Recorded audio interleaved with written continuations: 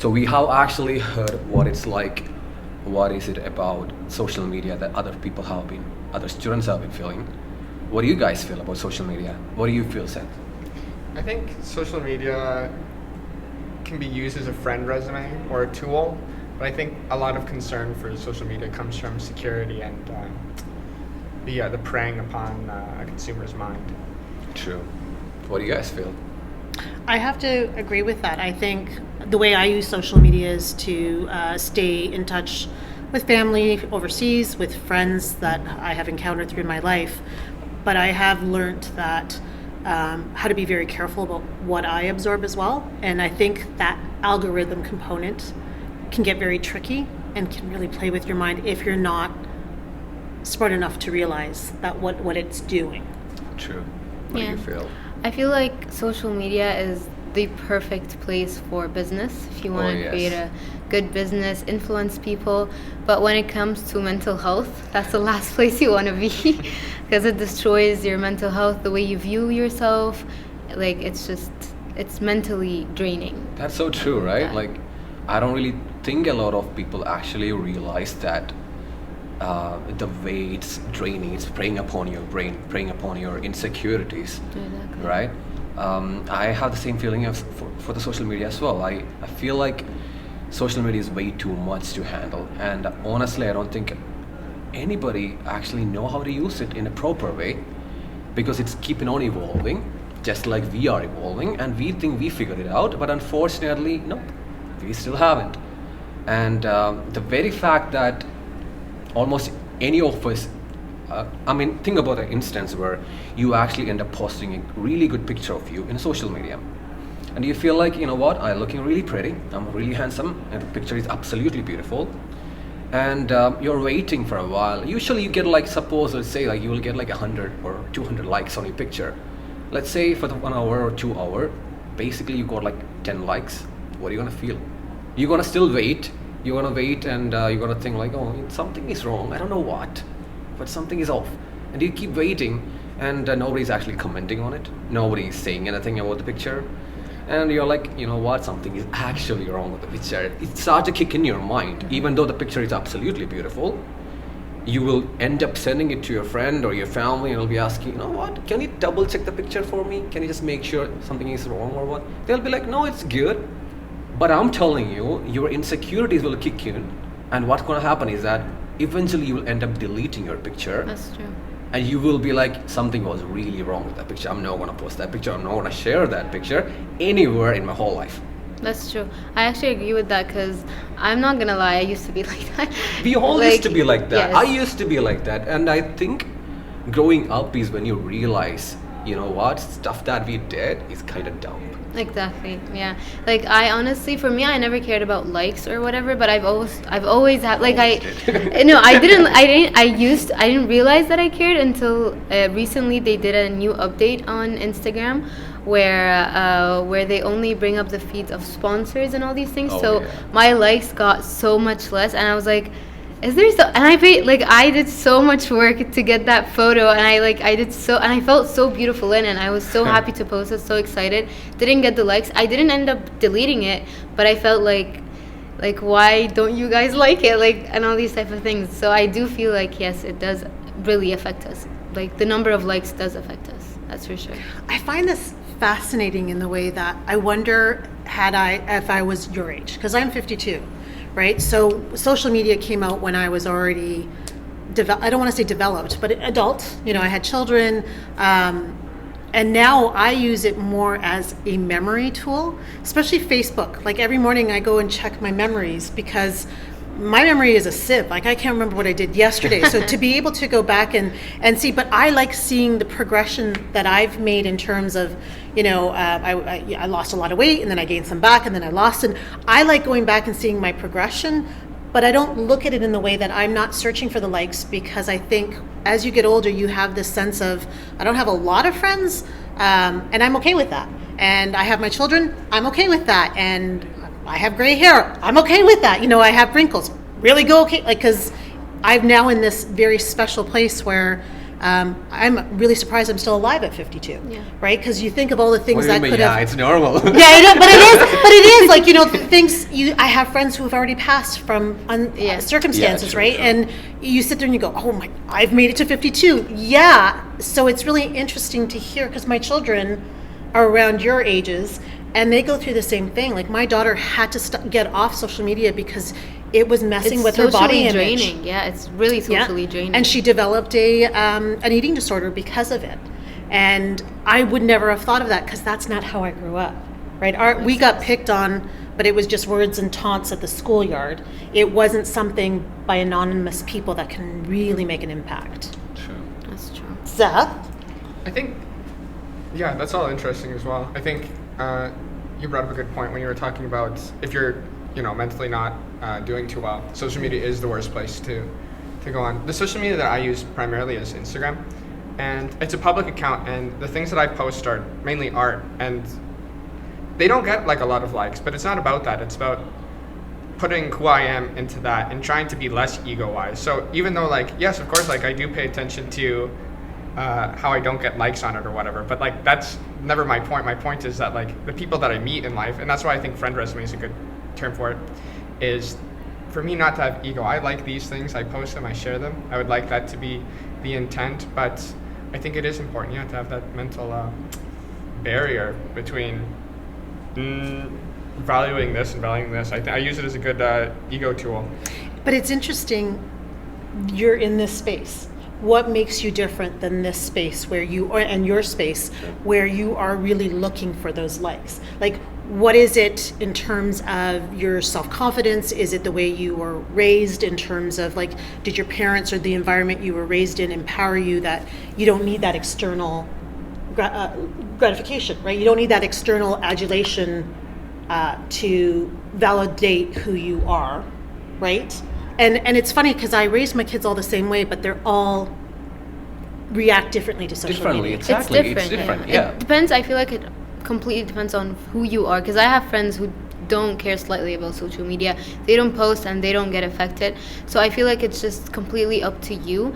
But it's still really, really hard to have that balance that he's talking about. To know that to be a social media person, go on Instagram every day, TikTok, whatsoever, and not have it mentally destroy you, mentally feel because of that, the beauty standard, I'm fat, I'm skinny, I shouldn't look like that because people who look like that, they look so pretty, they get more likes on social media. So I feel like it's hard to find that balance, but if you do, you're set to go, you're perfect to go. But it's really hard, and it depends on who you are as a person and how you view yourself. And do you think it also has something to do culturally? Because in some cultures, your body type, say your larger body type, and in that culture, that's more revered than a very skinny. Because there's a lot of skinny shaming going on as well. That's if you're true. too skinny, people come at you. And then if you're too large, people come at you. So what is this perfect? There is no perfect weight because it That's all true. depends on the person reacting to your post. I think Stanley brought up a great point with that, though. It is always ever changing, and everything's obviously always changing and everything. But it's interesting, what do you think about these ideas? Because even if it is solidified and you do have that good headspace, it's of course, terms and services change, different things happen to yourself, and then that reflects back onto whatever media you try to create. What do you think? I think honestly, what I feel about it is when somebody is posting a picture, out of three things, something is going to happen. The first thing is either going to inspire someone, and honestly, you really want that too. Second thing, you're going to actually make someone insecure, which happens pretty much every time. Third thing is going to happen is jealous. You're going to make someone really feel jealous. I really think most of the time, most of the young adults, when they are posting picture, one of the three things is actually happening. Yes. Either to yourself or to actually someone else. You never think about it because when we think about it, it's actually normal. It's a part of who we are. Validation is something that we all love. To have attention, we all love it. Just accept it. It's normal. There's nothing to be ashamed of it. But the very fact that social media can actually give you all that and take away everything as well at the same time. And I really think what happens is that only a small amount of people are getting all this attention, getting all this what you call validation, while the rest of the community, all the people out there, are being left behind in a way that it just makes them feel so insecure. You know, Makes sense, yeah. when you actually think whatever you're posting, you really want everyone to be inspired about it. No, it's not happening. What do you think about all these influencers out there? Do you really think every single influencer out there is actually influencing someone? Nope. That's really interesting because just recently I realized, I realized that a long time ago, but social media, they don't show the bad and stuff. Like, for example, it doesn't only just affect you mentally, as in if like how you view yourself, but for example, couples or families, they always post like, oh, I wish I had that, I wish like true men are there, or like good family, why don't I have that like connection with my family like they do. We all of us, because like you don't when you're sad, when you're lonely, when you're depressed or whatever you're going through, you don't go and post about that. But when you're at your happiest, the moment you feel like you're at your happiest, you go and post about it, which that also like links back to, if you think about it, recently I read a post that said all the influencers, I don't know his name really, but it's Ellen's host. Oh, Yeah. So I read a post about it that the most happy people that you see on social media, they're living their best life. You wouldn't think that they would ever go through something. They're the ones who committed suicide. They're the ones who are struggling the most, and we had no idea because it's just fake. Social media is just not fake, but it's just the happy parts of your life and nothing else. So that was Twitch. Twitch, Robin yeah. Williams, it happened to as well. He He struggled. committed suicide. Anthony Bourdain, Yeah. the chef. You think they have it all, but they only show you what they want to show you. Exactly. But that's all of us. And I will often say to my students, I will say to my children, adults are the biggest frauds, right? Because we are groomed that when you walk into a public space, if someone goes, how are you? You go, I'm fine, how are you? You never say, you know what, I'm really having a shitty day. Or, you know what, I'm not doing so good today. I haven't seen the sun in 40 days. Or you never say that because as a society, we've said, don't be Debbie Downer. Don't be that person to bring down the whole room. Stay positive, stay positive, stay positive. And so I always think it's a disservice with my own children because I say, I'm not doing okay today, and I'm going to go play my Candy Crush because I just need that 5, 10, 15 minutes of just going inside myself but we perpetuate this in society. We just keep perpetuating. But the point that you were saying about how we only post the good things, I am very careful. I don't have an exorbitant number of people on social media, but those who I know are absolute frauds, I've just unfollowed them. I've kept them as friends because I don't want to piss anybody off, but I've because I think that I know who you are. This is not who you are. But this is not something new. We've just taken from back in our day when we didn't have social media, we had sitcom shows. We had Happy Days. We had those mom and pop kind of shows like The Cosby Show and all that stuff that showed this perfect nuclear family that wasn't even really reality back then. Makes sense. But that was our escape. We used to go, Thursday nights at 8 p.m. was Happy Days. We used to sit down as a family and laugh at this happy nuclear family that was that perfect family. We've just taken that from the 70s and pushed that over to the 2000s and created the social media that we've just moved the platform. We've just moved it to now what it's going on. And I was thinking before I came today, when did this shift really happen? And I'm wondering if it happened during when reality TV came on. So Survivor came on. Everybody got their 15 minutes of fame. And everyone's like, now I want the fame. I want the fame. It's and all it about mutated fame. to social media, to podcasts, to influencers, and we're just constantly mutating this need for validation because we don't know how to get it internally. There are some people who can get it internally. Some people struggle with it all their lives, but some people will have it, some people won't, and those who don't are constantly seeking it through social media. I think, what do you mean when you say fake? Oh, these people are fake. Because I think, here's my hot take. I think even when you are fake, that is a part of you. That is you. I don't think you can ever separate yourself from who you are. Even if you are a fake person, that's you. And I think that if they want to express that on social media, I think go ahead, express that. Sure, if you want to say I have like thousands of dollars in chains, sure, whatever. People who are into chains, or people who are sneakerheads, or people who are into high makeup, high fashion, good looks, whatever, go for it. I say go for it. Now, the mental illness part of it, of course, I think that does stem from your own soul and your own life. So I'm not sure. I think the way that you interpret things. I think when I referred to fake, I was more saying that fraudulent bit in the way that I am actually an incredible introvert. But even coming into this room today, so before I came, I saw everybody sitting here before you came, and I'm like, I'm not coming into that room with those people. I don't know them. And here I am, I'm a professor, I'm 52, I should have the confidence just to walk into the room.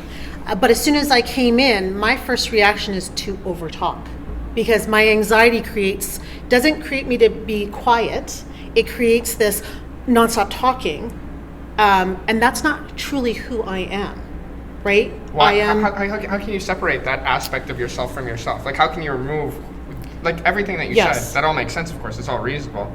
It's all who you are. But right. I see what you're saying. Your thinking is not I feel fraudulent. Yeah, I feel fraudulent in the way that I'm a very quiet person, but I know and I have been raised that when I go out in society, I have to turn on the switch and I have to perform. And I think that performing, sometimes I feel fraudulent in the performance itself. I don't think I've ever met a more authentic person. Oh, I'm taking you home with me. I need a fourth child. You just come on home with me. I actually kind of agree with what you're saying, because I'm like that other than social media.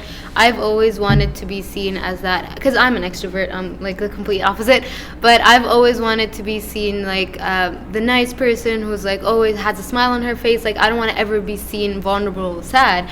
So when I'm at my lowest, that's when I fake it my best. That's like I always have the biggest smile on my face. I always talk the best.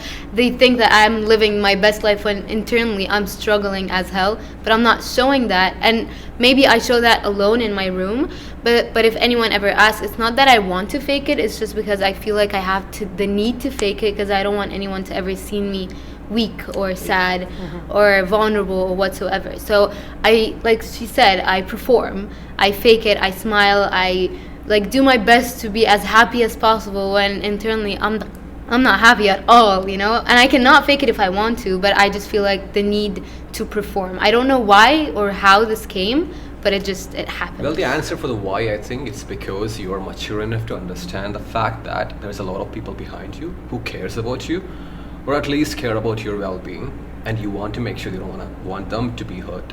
You step up most of the time in your life when you have people behind you and you don't want to let them down, right? There's nothing to be fake about. I think it's more like you're trying to keep up.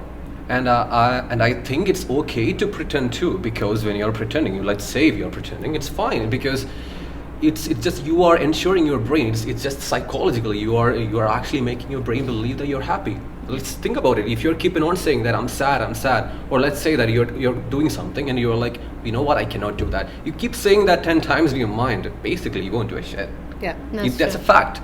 So reinforcement is something that will help you out. There's nothing to be ashamed about it. It's something that we have been evolved into as humans. And when it comes to social media, but people who pretend or people who are like do that, I think it's coming out from insecurity.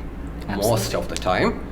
But when I was talking about the filters or Snapchat, honestly, the reason I believe they exist is because they are feeding on the insecurities of our younger generation. We have to think from a different aspect, where a lot of younger generation who have been watching this, especially the kids who have been bringing up right now, because almost all of them are right now, all the time, they're in front of the computer or TV watching things.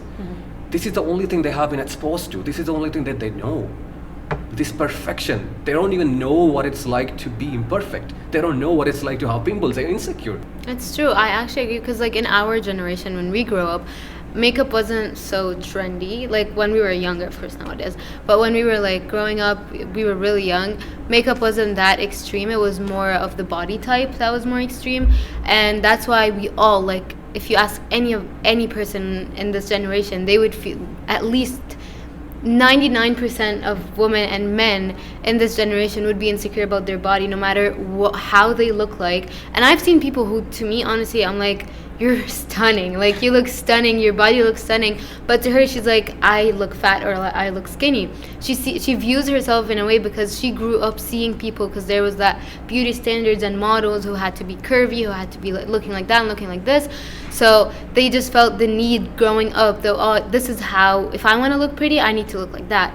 And that's exactly what the generations now, the people growing up now, to them, they don't know that having pimples and acne is a part of puberty. It's a part of growing up. To them, no, I can't have that. In order for me to look beautiful, my face has to look flawless. I can't have pimples. I can't have acne. So it just depends on what generation. And when you grew up, you didn't have that. Neither that. We did. So, we did. You did? Oh my word! But it was different when I was growing up in the '70s. It was this model called Twiggy, who was completely straight. She was completely flat. There was no curvature to her as well, at all. And so growing up with my body type, which I've been always kind of curvy, that was so unachievable that I was like, when the Kardashians came around and their booty was, I was like, I'm in the right time frame. I'm exactly where I need to be, because growing up where everybody was so skinny and thin and like, no bot, like they were almost androgynous in their body type. When you did not fit that was very difficult. Because like, you don't just wake up in the morning and be like, oh, I'm insecure about that. The insecurity comes from a place, and that place, I truly believe that it's social media, 100%. Or media in general. It's media in general. When a person is behind a screen, they feel protected. They feel like no one can judge them. No one can, like come at them for bullying the other person. So they have a confidence boost to say their opinion. Yeah, he might think like that when he's in front of her. In reality, he might think like, girl, go kill yourself. But he would never have the courage to say it out loud. So I feel like it's crazy how a small screen can give you that confidence to ruin a person's life. And like you said, she's a sweet person. She's living a nice life. She never had, like, of course she struggled when she was younger, but she never had someone to judge her and make her feel like she's different. And now that she's older, because of social media, because of a lot of people who just have that confidence boost because they're behind the screen, they have the confidence to just like bring the person down and not even think twice of what that small word can do to that person.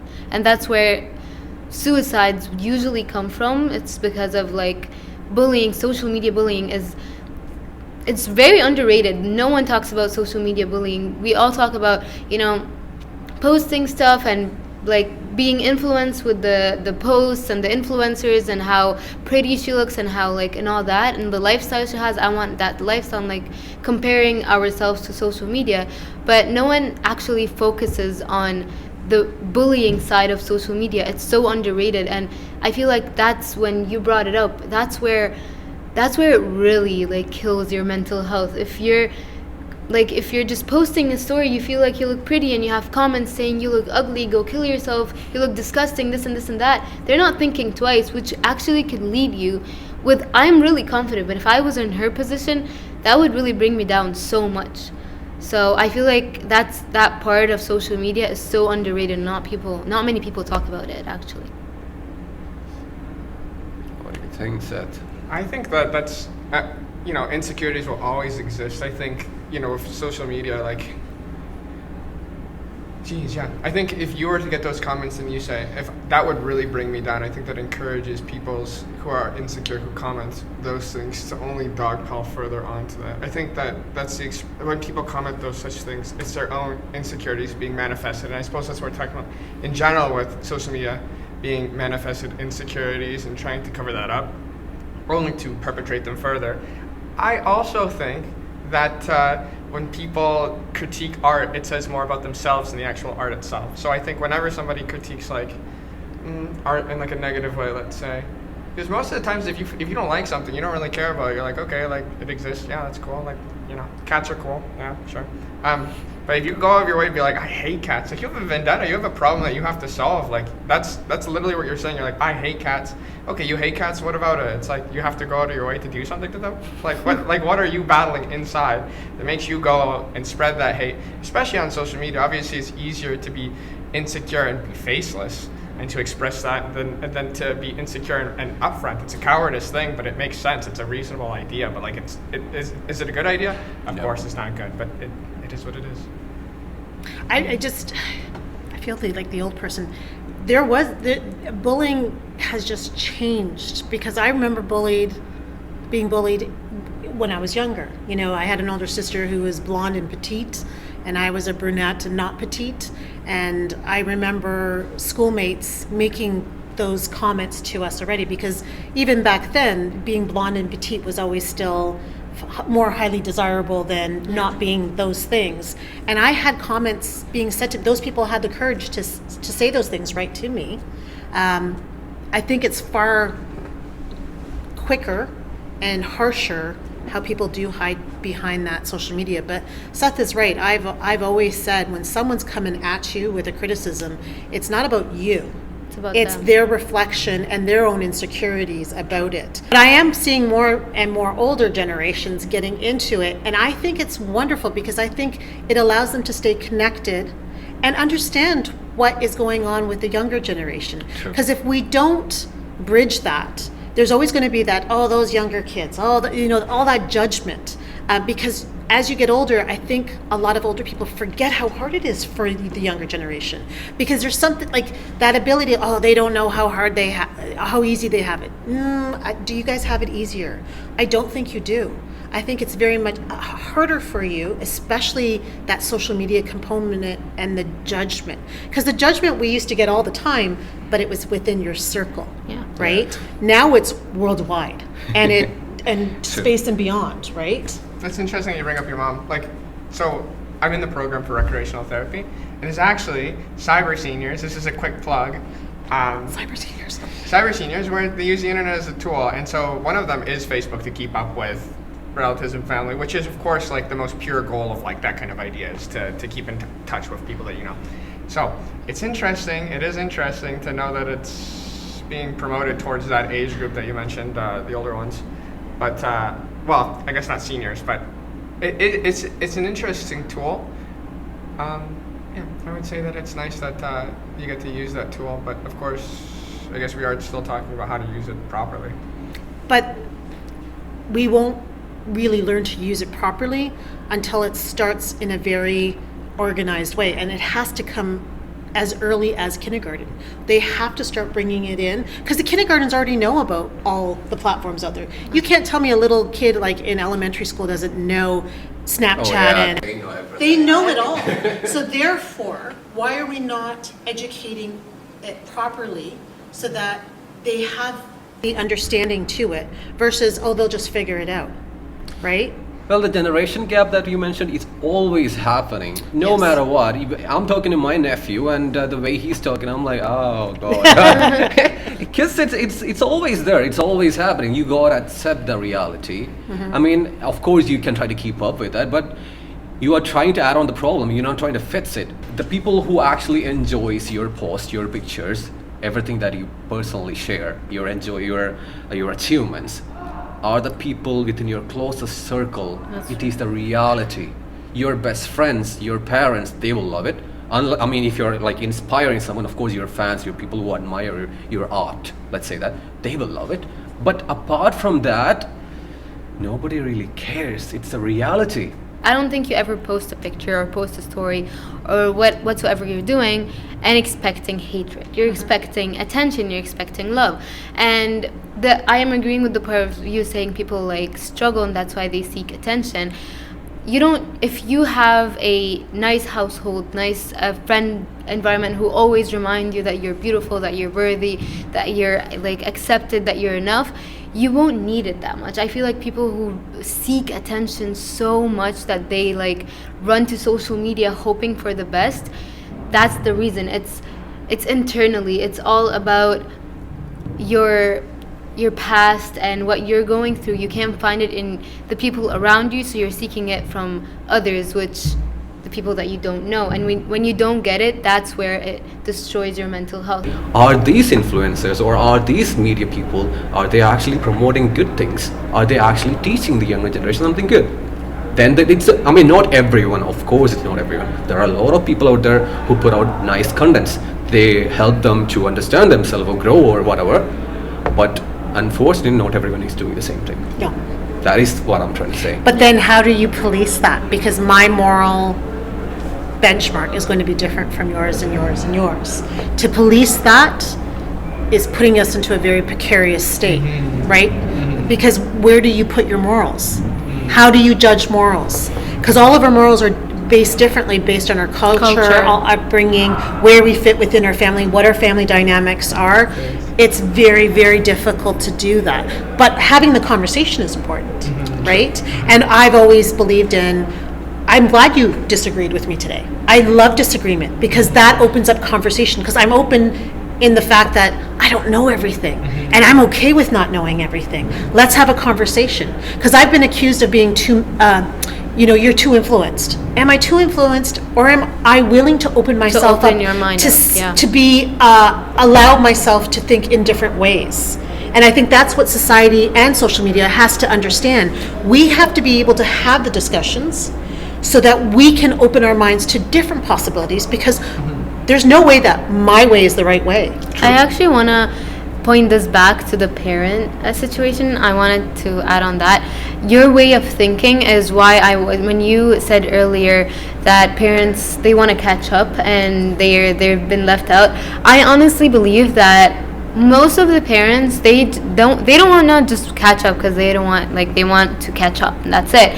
They would usually want to do that so they could help understand their younger kids more, help them, influence them, guide them in the right way. Because you said like what we should do, because social media is not going to go anywhere. We should just like see it in a different perspective. And I feel like no one could ever do that more than a parent. No one could ever like guide you in the right path other than a parent. Because when we grow up, why are we most affected by it? Because we're still developing. So that's why like social media affects us more than it affects you, because you've already developed. So when you open social media, it doesn't really trigger your insecurities as much as it does mine, because I'm still young, I'm still developing, I'm still learning who I am as a person. Right. So that's why the way you're thinking points back to the parenting, where we're like, as parents here, you want to know social media not just because you want to be like your kids or you want to be like not left out. It's more that you could help guide your kids into the right direction. 100%. 100%. What do you think, Seth? Life is so individualistic that it's difficult to create laws and principles like apply to everybody's moral compass, moral benchmark.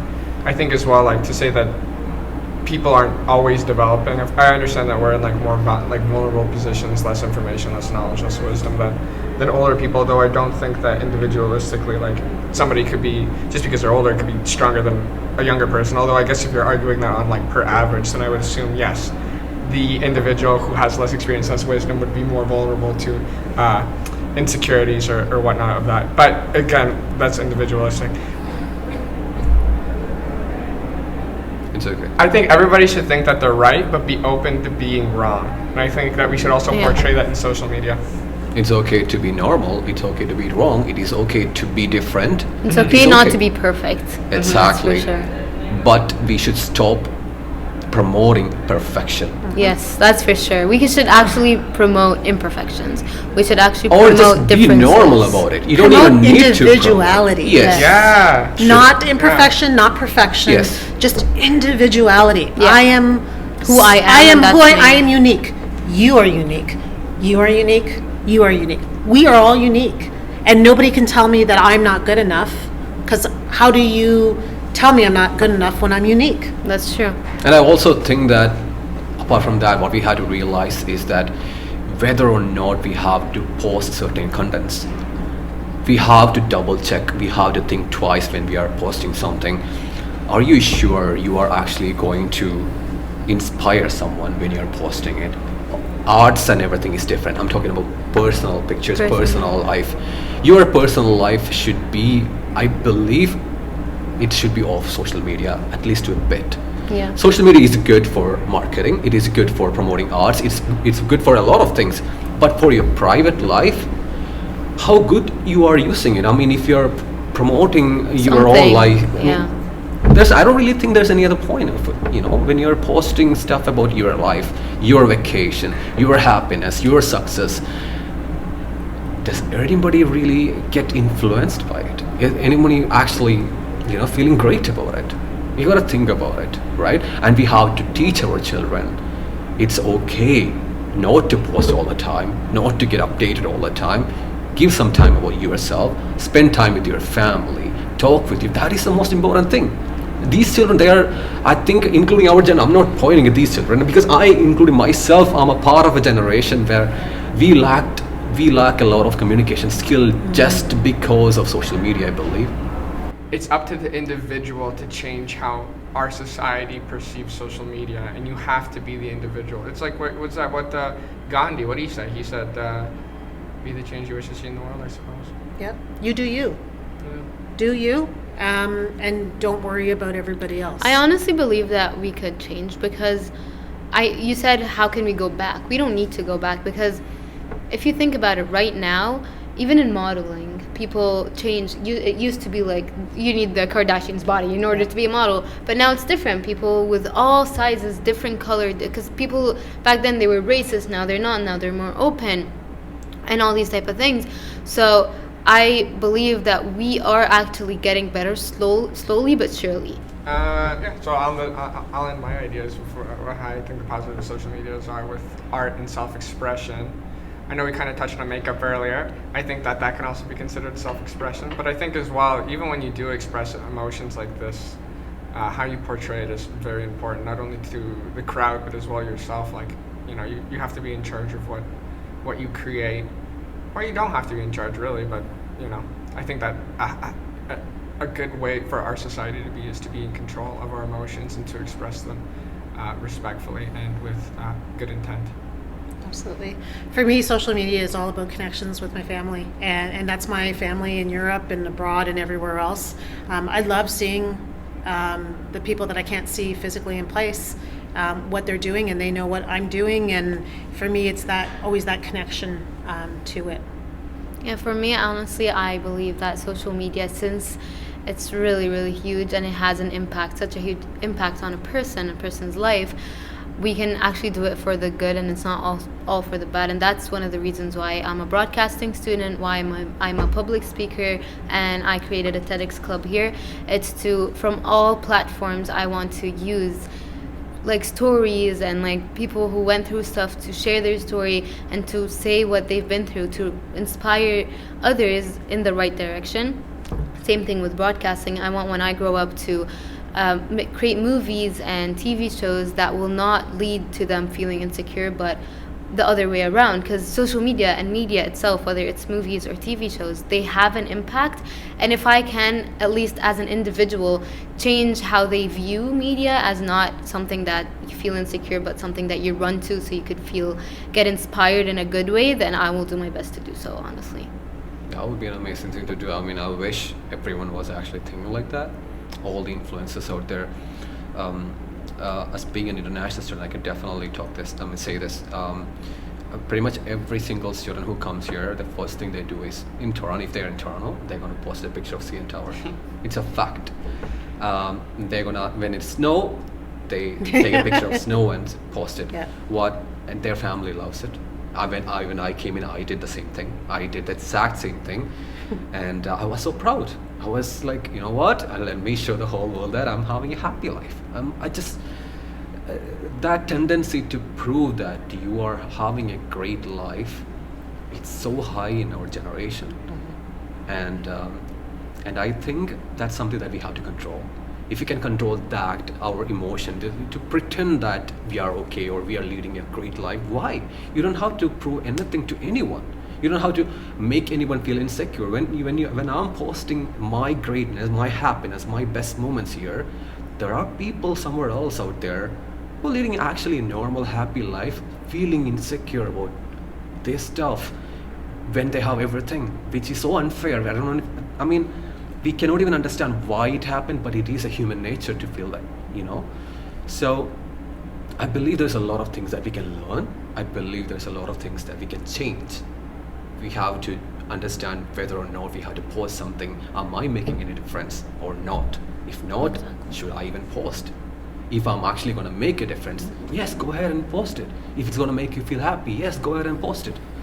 I think it's a personal choice to an extent, and that will define our future for us and our younger generation, and for all the generation who is actually using social media, because we are all evolving.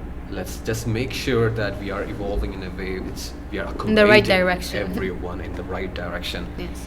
And because I mean, right or being wrong, it's always different for every single person. But to understand it in a collective way, being out there, supporting everyone, caring, I think that would make a big difference. I think that's what we should do, and that's something that we should expect out of social media. And that was an amazing conversation, guys. Thank you so much. Thank you.